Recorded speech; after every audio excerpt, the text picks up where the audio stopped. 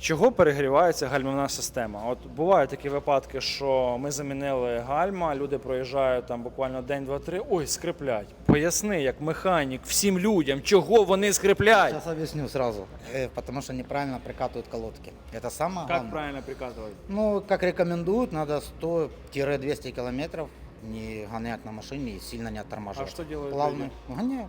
Выезжают и сразу палят диски с колодками, потом возвращаются с претензиями. Плохие диски, плохие колодки. Хорошо, поміняли ми диски і колодки, приїхали до нас зі скрипом. Чия це вина?